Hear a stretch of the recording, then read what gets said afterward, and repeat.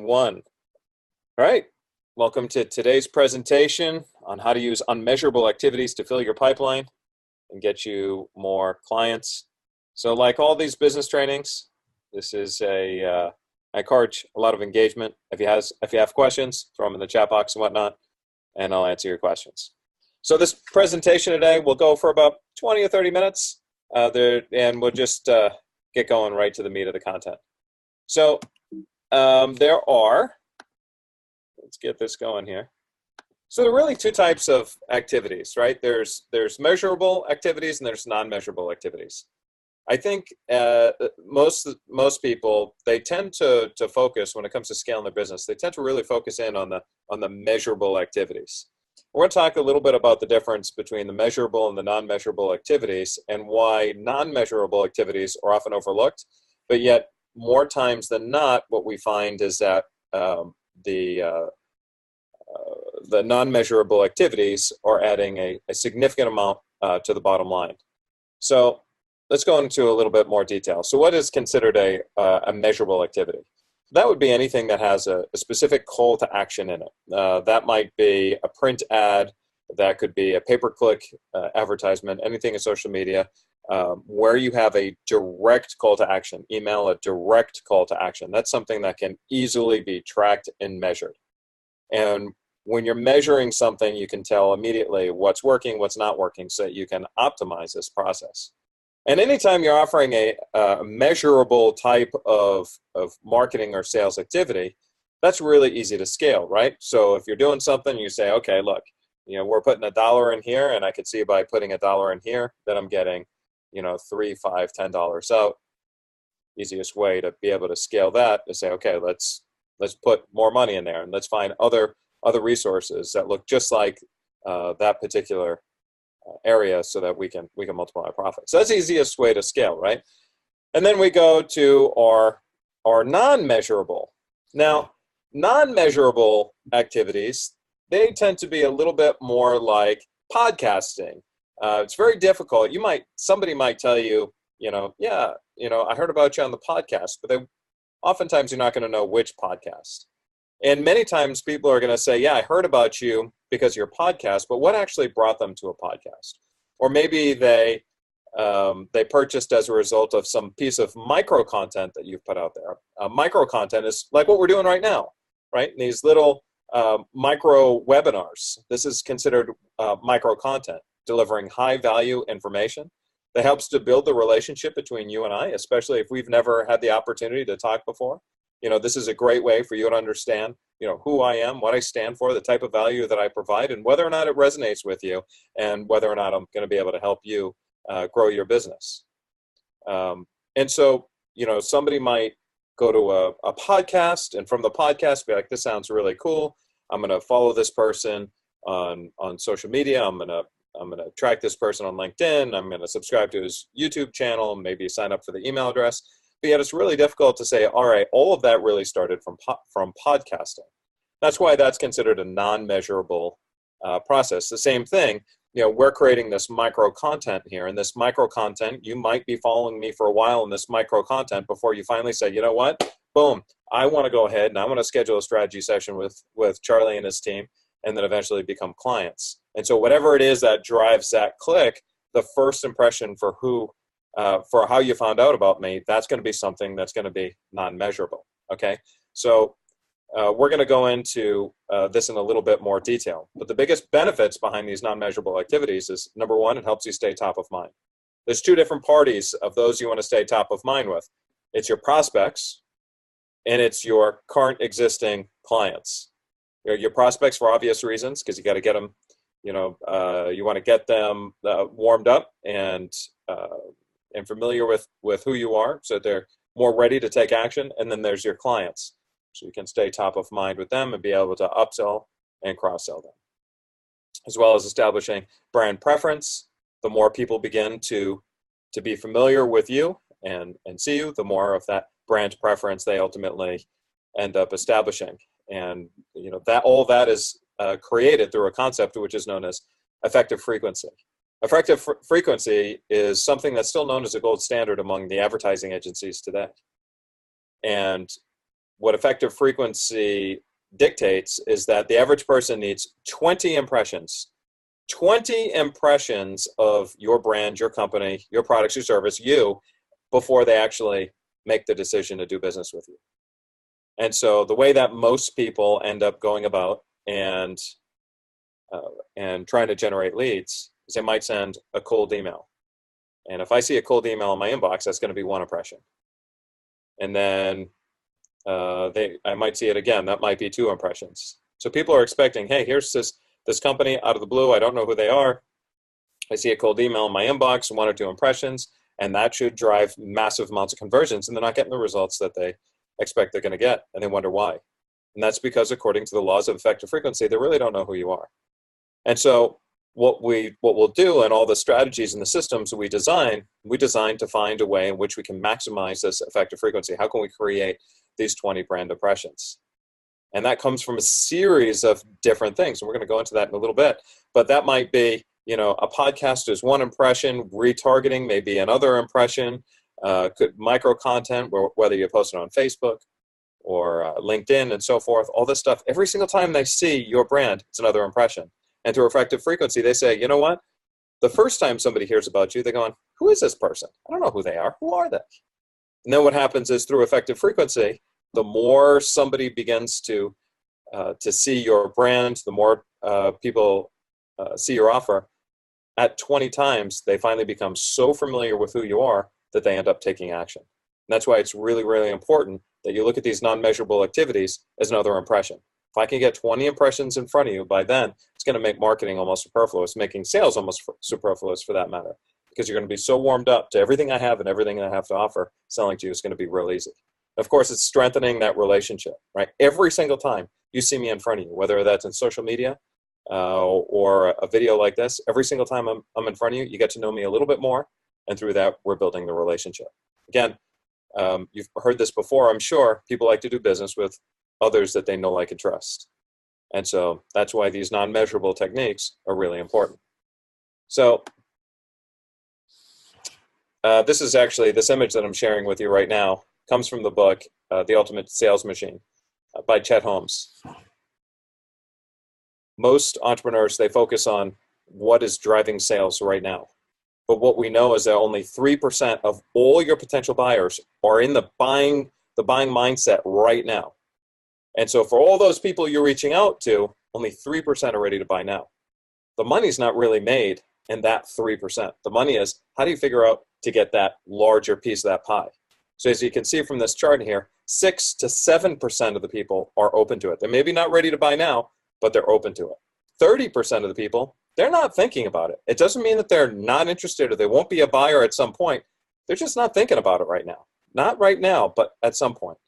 30% don't think they're interested because they really just don't understand it. They don't understand the benefit of what you could offer them, and 30% know they're not interested. So the last year, the 30% that know they're not interested, we're really not targeting those people. But we are going to target the 30% that don't think they're interested, the 30% that are not thinking about it. So that's 60% plus the 6 to 7%, which is open to it. So we're looking at 66 to 67% of your total market that you can ultimately end up converting at some point.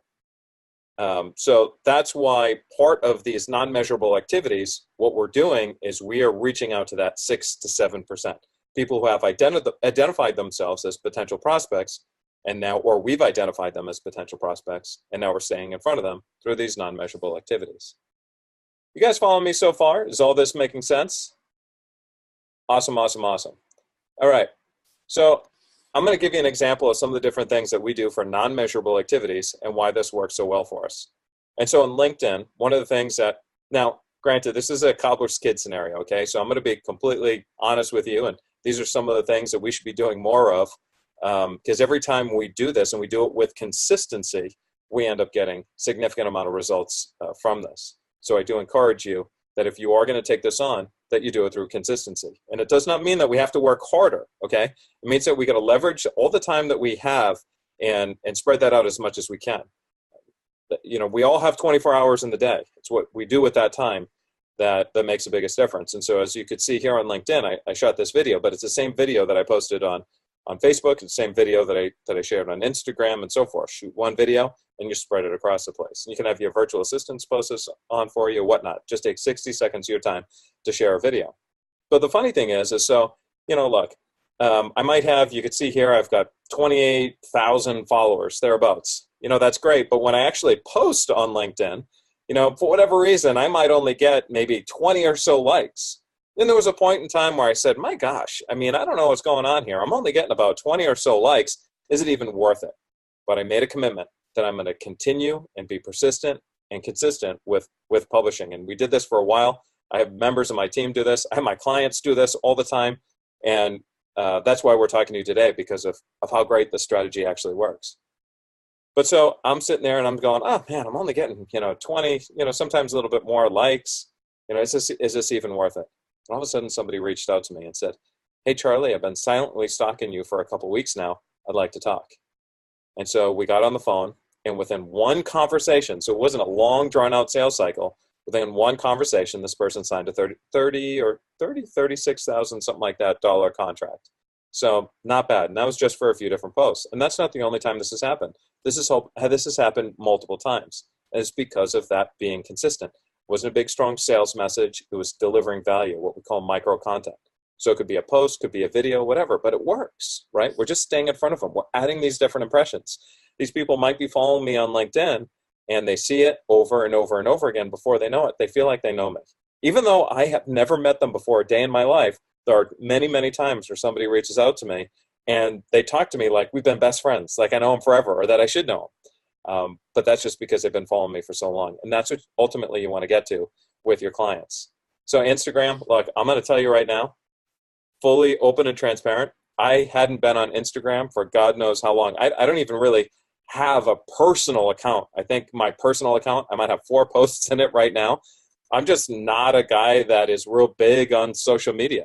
My team tells me, that I'm crazy, but I've just never really been big on social media. However, there are reasons and results. So we've got to test these things. And so this is a picture of my Instagram account that I took this morning. And what I want you to look at there, right? So right now, we just started this account not too long ago. We have 5,200 followers, whatever, not a big deal.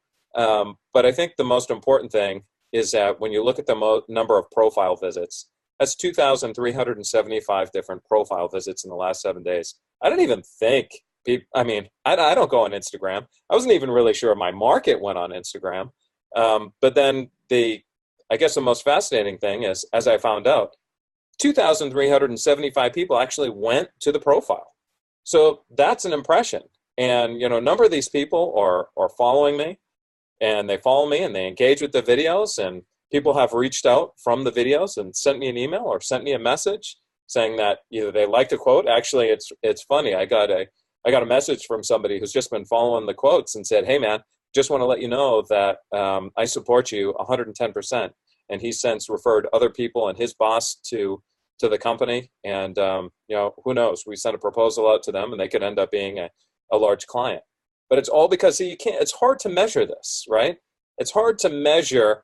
We try to do our best, drop in tracking links and everything else, but it's really hard to measure all these impressions. But it's all these things where you're just delivering valuable content. You're building a relationship. Not everything that you have to be doing has to be focused on sell, sell, sell, sell, sell, sell, sell. I think if you were to really just change your perspective and say, what I'm really looking to do is just create a relationship with my market. I want them to be real familiar with me. And that's what we're doing. I had a conversation with somebody the other day, and I said, look, when you look at marketing in general, right? The rookie marketers are going right for the sale right off the bat. So when you think about it, that's kind of like walking into a bar, looking at, the best looking person there, and immediately walking up and dropping to your knees and say, hey, will you marry me? They don't know who you are. They're not, they don't know who you are, and they're not ready to take that commitment yet. And then as you kind of move up a little bit in the sophistication ladder of marketing and salespeople, you'll see these people almost immediately are going for, hey, give me your phone number, or let's get on the phone, let's have a long strategy session, or give me your email address and the whole deal. Well, there's going to be a portion of those people that, they may look at you and be like, you seem like you're pretty legit, pretty straightforward person. I'm going to give you my email address or my phone number. But that's like the 3% that we were talking about, right? You're going to get a little bit higher than that depending on the person, just to give that contact information. and depending on what type of contact information you're looking for, right? The point of the matter is that the more you put out this content, this effective frequency, and you're putting out non-measurable type of micro content and podcasts, and people become familiar with you, that's like going to the bar, striking a conversation with somebody before you ask with a phone number. Once you do that, you're going to get a much higher conversion rate.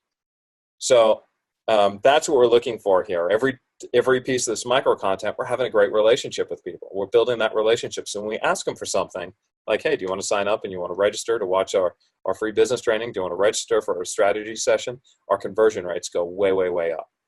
And so, sometimes the way we do this is we have people who come to our website, maybe from a cold email. They come to our website, immediately drop a pixel, and then we're retargeting them.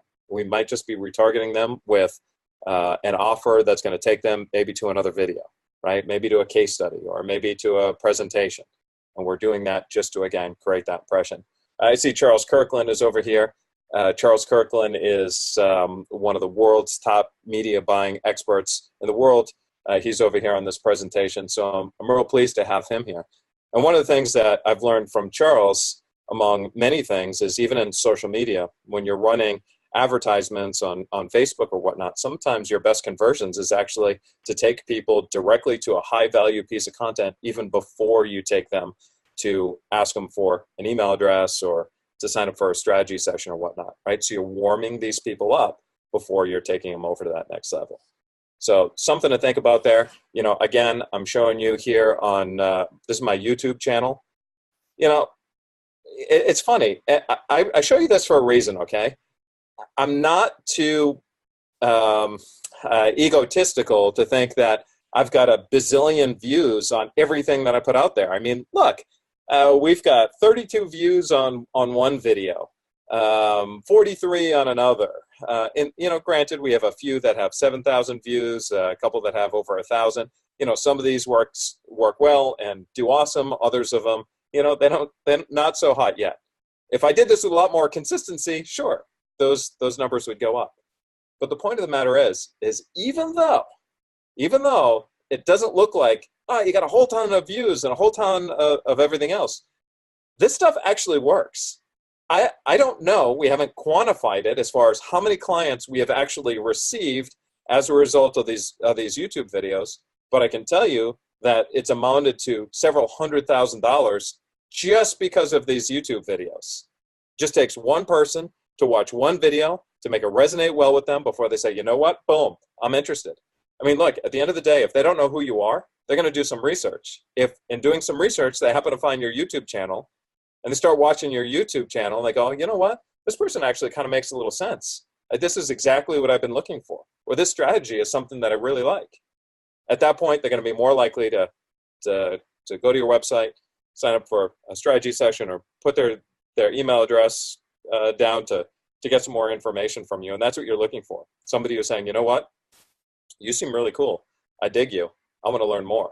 And so, that's one of those things that, again, I tell you this, and I make a point to show you that, we don't have a whole ton of views, a whole ton of likes, and a whole ton of all this stuff, because you don't have to have a huge, massive following in order for this stuff to work.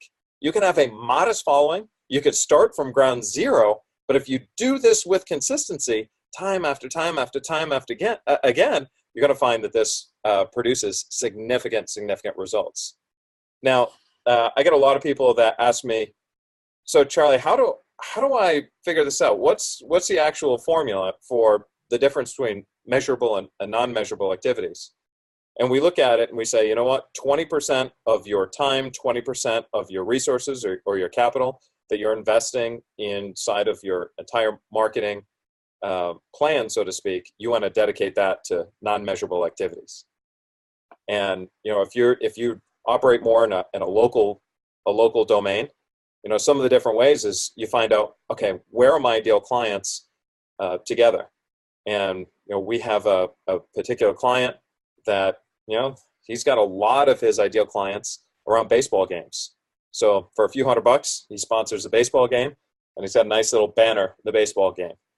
And there's no call to action. It just shows his company name at the baseball game. Every time people get together and the kids are playing baseball, they see the company's name. Now you might say, Yeah, but that's wasted money. There's no call to action. But the answer is no, that's an impression. Because when the people are looking for that particular business, for that particular person, and they're looking at all the other people that they've never heard of before, but they're most familiar with this particular brand, they're going to be more likely to do business with this person. Same reason why, depending, again, we're looking at 20%. So, if your budget is really, really large and you want to blanket and saturate a particular market area, at that point, we might do billboards. We might do all this other stuff, right? Everything that most marketing experts are going to tell you, like, oh, no, stay away from that. You can't track it. You don't know if it works or doesn't work. And that's true, you don't. But this is the type of non-measurable stuff that we're building that brand preference so that when our market is ready to buy from us, that they're going to think of us first, and that we've established that brand preference through familiarity, which goes all the way back to what we talked about, effective what? Effective frequency, right?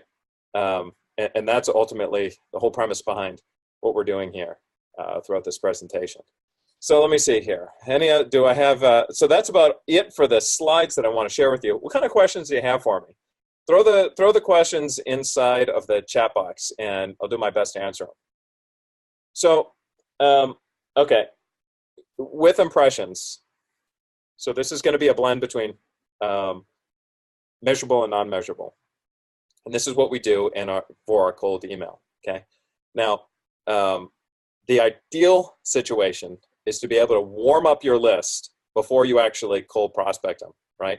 So if you know the type of list that you're going through, especially if you're scraping different leads to aggregate a certain number of leads, you're going to want to run some ads to these people before you do cold email.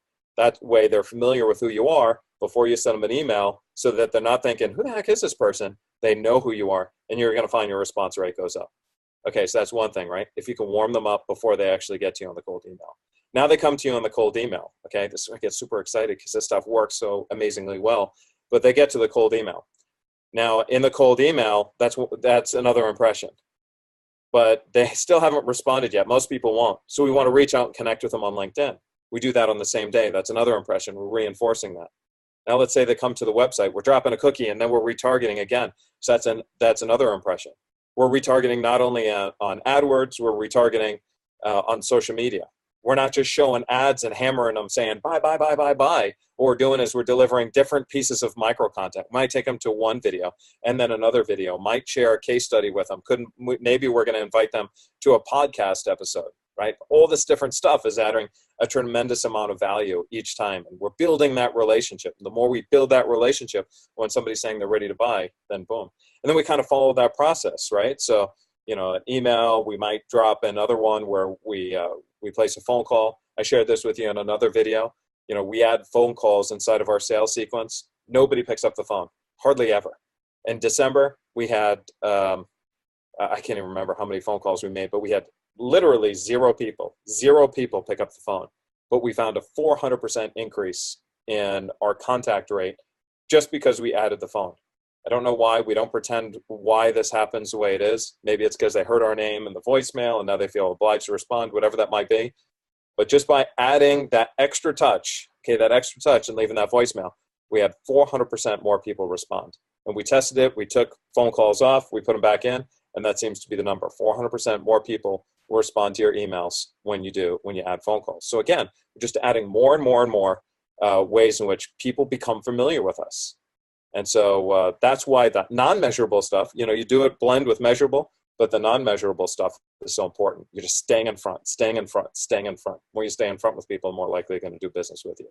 So I hope that answered your question. We just got a couple minutes left. Any other questions for me? Hit me with a hard one. Stump me if you want. That's perfectly fine. I love this stuff. So if you have a question, throw it in the chat. We have no more. Thank you. Do you find a value in this presentation? Awesome. Cool. All right. Well, hey, that wraps up today's presentation. You can show podcast to iTunes devices and Facebook.